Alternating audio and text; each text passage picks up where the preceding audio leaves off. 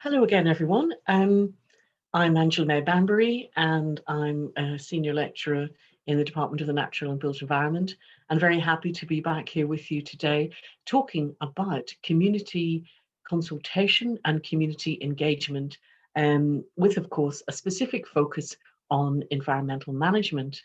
Um, I want to also emphasize that this presentation will give you a basic overview of community consultation and how it relates to environmental management, but it also will help you in the second assessment for this module, where you have to develop a professional development training program, which includes community engagement as one of its themes.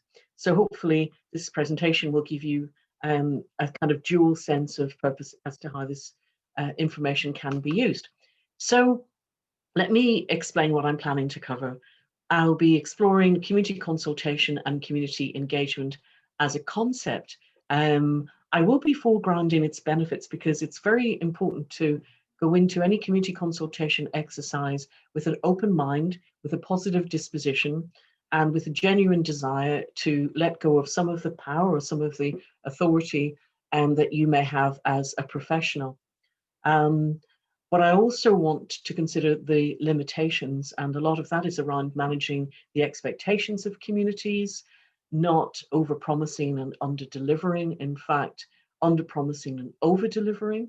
Um, so this critique will be balanced. It's inevitably selective, but you will have the opportunity to go and do some further reading around the topic, particularly if you choose to focus on community engagement in assignment number 2. And then to look at the nature of community engagement strategies and how they relate specifically to environmental management. So that's our professional focus. And yeah, to consider as we're going along the relevance of this material for a development program for graduates, which is the basis of assignment 2. Albert Einstein is always a great person to come to for wisdom on issues. And Albert Einstein said, "We cannot solve our problems with the same thinking we used when we created them." So that is to say, often we do paint ourselves into a corner by not giving ourselves the opportunity to think outside the box and to really strip everything back fundamentally, so as that our minds aren't too predisposed to approaching a perennial problem in the same way. So sometimes this may involve us doing much more reading around the topic, looking at where professionals have been able to engage communities that were hard to reach or even hostile, looking at the different techniques that were used, looking at what was achieved, and looking at to what was learned along the way. So assuming that we subscribe to the notion of the positive disposition, albeit that we'll be reflective and analytical as we're going along, it is very much, bottle half full, and that we'll be thinking about community engagement from a positive perspective at the outset, but at the same time, very carefully conceiving our milestones, what can be achieved, and with that comes a consideration of resources.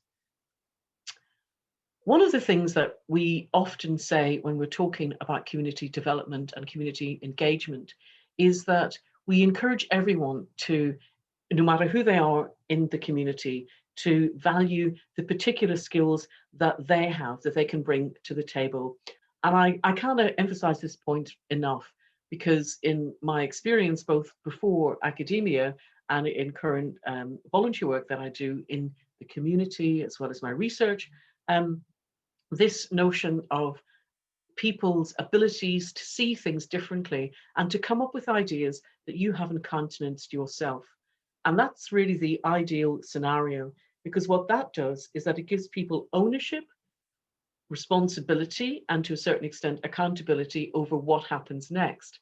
And if you can really encourage people to take ownership of their communities, of the decisions that affect them, then that is a very, very positive thing. And it's one of the integral ingredients that contributes to sustainable communities. Community sustainability and social, environmental, and economic sustainability is much better achieved by using a range of measures, both bottom up from the community as well as top down from government, and meeting somewhere in the middle that helps everyone achieve mutual goals for mutual benefit. So, if we are thinking of how we can maybe conceive community engagement in a different way, this means that we do need to let go of some of our power and we allow communities to drive the process.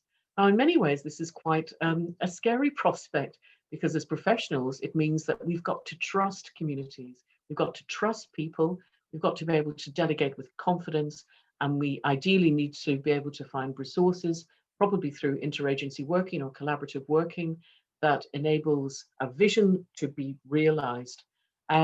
If we are able to do that, it makes us much more strong and much more capable, makes communities much more resilient, to tackle concerns, to identify opportunities, to develop potential, to look towards true equality, to look at, your systems of citizenship, and democracy.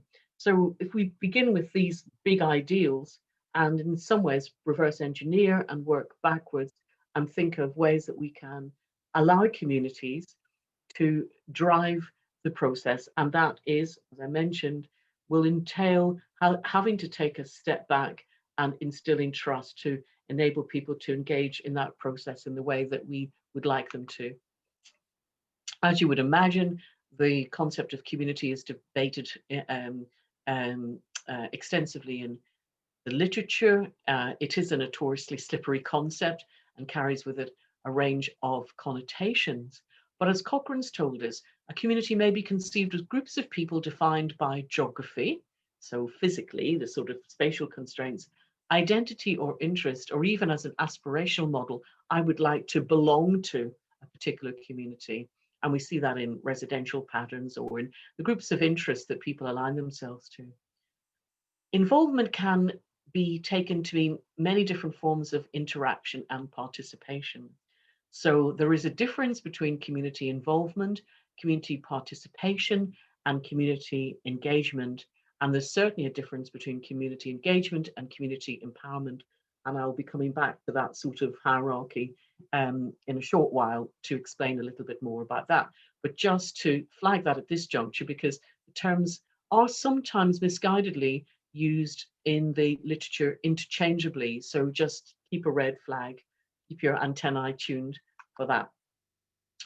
A nice model to help us conceptualize the power of people in environmental management is the A, B, C, D, and I've added an E on there at the end for equity and equality.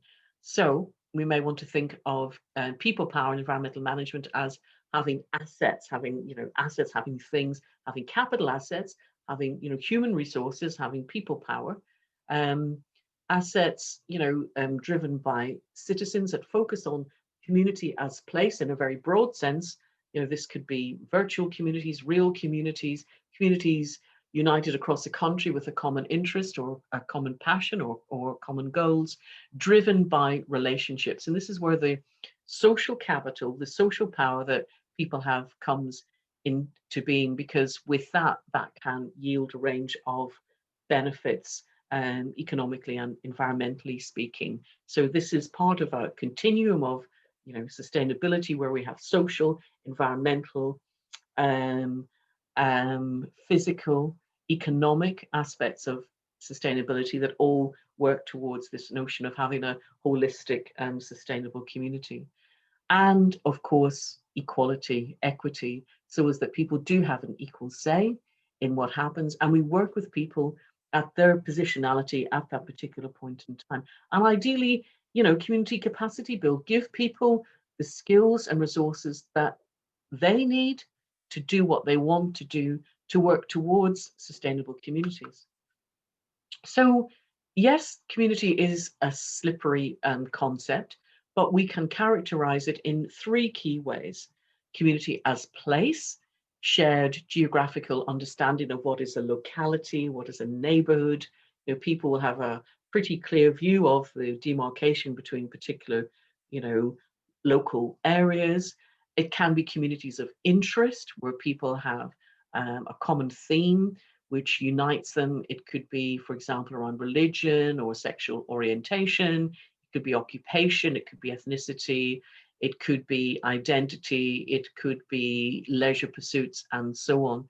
So this is where people come together, where they're united by a common passion rather than a goal, and the goals would follow suit. Community of meaning, where people assign a certain symbolic value to communities, where people embrace the vibrancy of a particular community, whether it's a student community, whether it's a professional community, and so on, that those communities have particular meanings for people that may go back a very long way, perhaps even to childhood, or something that they've maybe um, become aware of as they've become older. Community engagement is where we have people, they're involved, but community engagement is about embracing opportunities and enabling people to make a positive difference where people actually have an impact. There is this quotation from Rogers and Robertson. It is quite dense, so I will read it through quite slowly so as that we can pause and reflect on what it actually means. So according to Rogers and Robertson, community engagement encompasses a variety of approaches whereby public service bodies empower citizens to consider and express their views on how their particular needs are best met. These may range from encouraging people to have a say on setting the priorities for community safety, to involving them in shaping and supporting health improvement programs for themselves, to sharing decision making with them in relation to defined services. So we can see that community engagement, it begins at a modest level, but at its optimum level, it's where people are actually influencing decision making processes. And that's where we're moving from the individual level to the institutional level. I have made a note below about just being a little bit vigilant about how terms community engagement and community involvement are used, and just do a check and make sure that they are being used appropriately. When we're talking about community empowerment and community engagement, engagement may involve entering into a dialogue with others with an open mind, and really, in most cases, trying not to preempt what people will say. Um, you can draw on a range of different sources of information for community engagement exercises. Some of the best discussions I've had with people are just over a cup of coffee and just a very informal, relaxed conversation. You can also do, of course, formal consultations, which involves online surveys, focus groups, gathering other forms of evidence, um, semi-structured interviews, and so on. So do look at what the community is like and try to find ways of actually bringing engagement activities to them. Long gone are the days when people would turn up to a village hall in the middle of winter to for the benefit of participating in a focus group. These days expectations have shifted, and so where you can bring your community consultation and engagement exercises to the community themselves. That way, it's much easier to harness information. So I have a little exercise here that I would like you to think about, and it comprises 3 dimensions. The first thing is to think of words, phrases, or sentiments which evoke community for you, specifically in relation to environmental management. Secondly, what sorts of communities have you identified? Are they geographical? Are they communities of interest? Are they communities of place? Are they virtual? Just try and see if you can kind of have a sort of typology for them. And finally, and this links to assignment 2 for this module, think of the benefits to an employer by investing in community engagement. Why is it that community engagement might be a positive thing for an employer to do? On what basis could you sell it to them, and think about the benefits, both short term and longer term. So I'm just going to pause the recording at this point and I'll get back to you in a few minutes after you've been able to make some notes on those questions.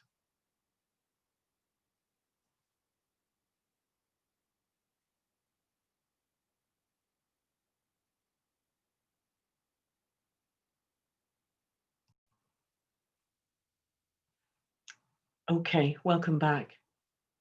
I will be asking for people's reflections on these three themes in the seminar that accompanies this topic. And we will have the pleasure of welcoming a special guest, Claire Watts, with us, who's a specialist in community engagement, and in fact, one of our esteemed alumni from the MSc in Environmental Management degree. So do make your notes accessible to you. Another way to conceive communities is to think about the processes that underpin community engagement. So we might want to think about, ways that we can encourage the promotion and ultimately adoption of cooperative, sociable standards. This may well take time, and a lot of this, I think, depends on cultures of leadership.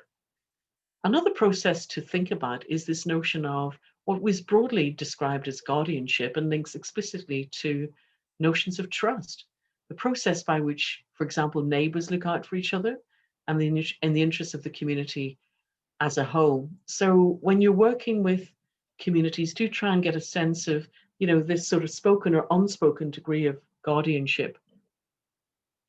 Information flows, the way that information is communicated from one party or one stakeholder to the other, and the more transparent communication can be, the better. It's worthwhile thinking of a communication strategy, particularly if it's something sensitive. It's always worthwhile feeding back to people what difference their contribution has made. I want to flag the work of Sherry Einstein, who, although was writing in 1969, her degrees of involvement model are still very appropriate today. In fact, Sherry Einstein's model has been taken and sort of reinvented over the years. And Sherry Einstein talked about what she called the ladder of citizen involvement, citizen control. And there are 8 rungs on the ladder, beginning with manipulation, then therapy, information, consulting, placating partnership, and then as we move towards citizen control, true engagement, we have delegated power and ultimately citizen control. So let's take each of these in turn and I will explain what each of them mean. So often when communities are asked to comment on things, there might well be a prevailing political agenda. And that's where the manipulation of Sherry Einstein's model comes into its own. The way that perhaps maybe people are misfed information to try and satisfy a political or ideological objective. Rung 2, therapy. Sometimes, often following a request from the community concerned or a mobilized sort of cohort within that community, people will be asked for information. They may be given it, but not necessarily to inform, but as a way of sort of therapeutic way of saying, oh, here, really don't worry, now, everything will be okay, a slight pat on the head kind of approach. Rung 3, informing. This is where people are told that something will happen, but not necessarily given the chance to proffer their own views. Consultation is where we really begin what I would understand as being proper engagement. Consultation, we're actually asking people what they want. And the premise, of course, behind that is that the more ownership you can get from people, whether it's within that generation or intergenerationally, the more chances there are of the idea succeeding. We do have to be careful, though, that we don't overpromise, and managing expectations is very important. Placation, where things maybe do go awry, where maybe people are beginning to protest, maybe people are expecting more than they are being given. And then when we move into partnerships, that's where we're forging relationships often underpinned with resources. We're bringing partners together, we're collaborating. And in fact, in environmental management today, there's always partnership working.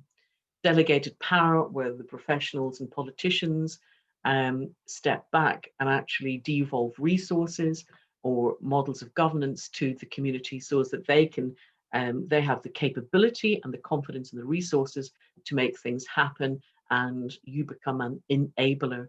And citizen control is where this sort of ultimate, according to Sherry Einstein, where people are able to control their own destinies. In Sherry Einstein's model, citizen control is often depicted as being something which is highly desirable. It's worth thinking about whether that is in fact the case.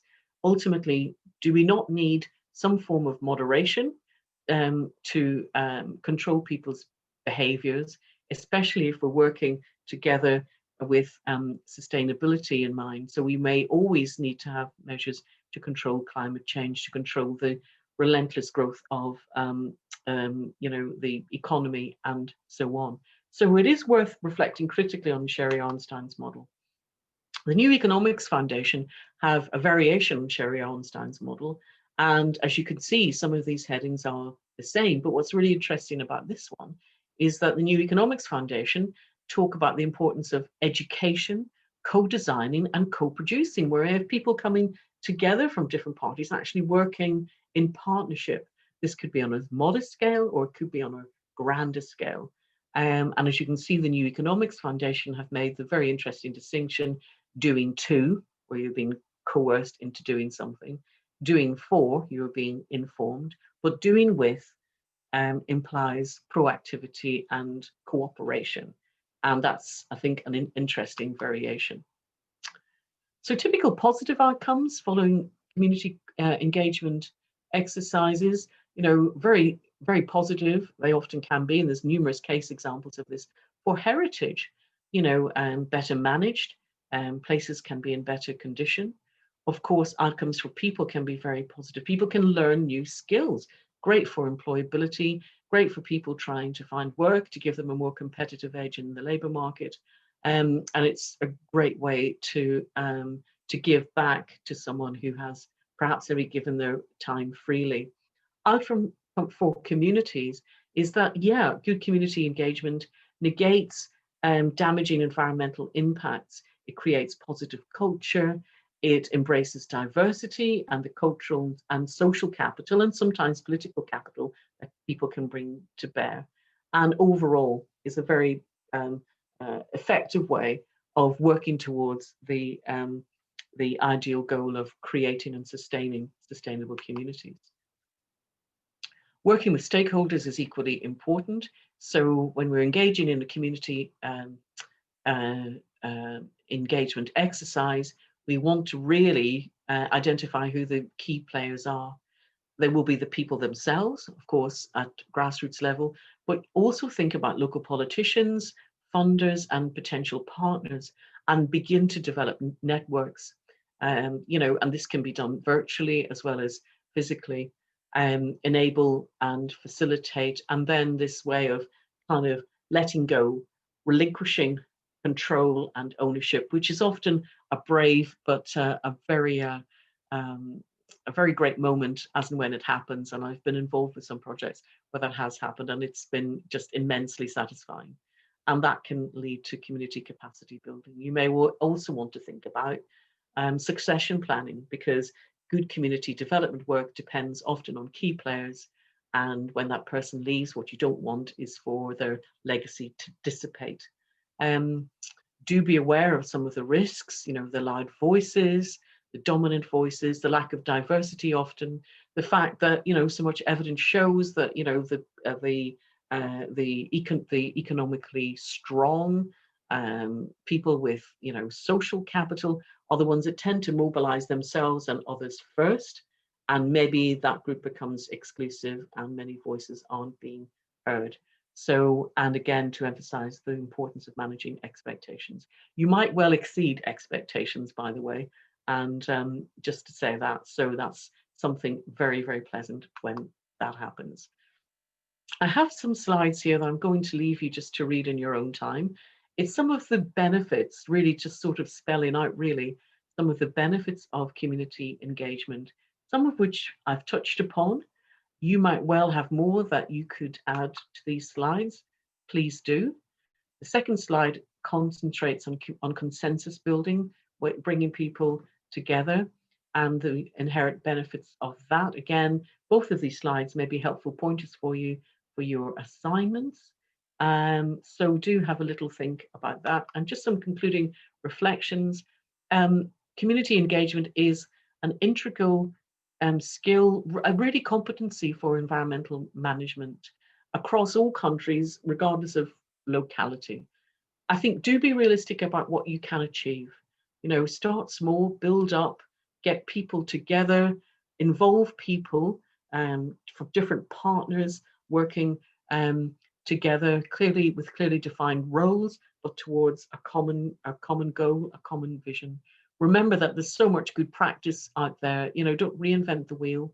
Monitor and feedback your progress to the community, because people do really like to know what the outcome was of community engagement exercises. It encourages them to participate more, of course. Celebrate success, but do remember to be critical too. Critical as an analytical, you know, be honest with yourself if things were a bit of a flop. You know, don't try and flog a dead horse. If one tactic isn't working, going back to what Albert Einstein said earlier, then frame it in a different way and adopt a fresh approach to just, so don't be afraid to pause and reflect and to review your progress as you go along.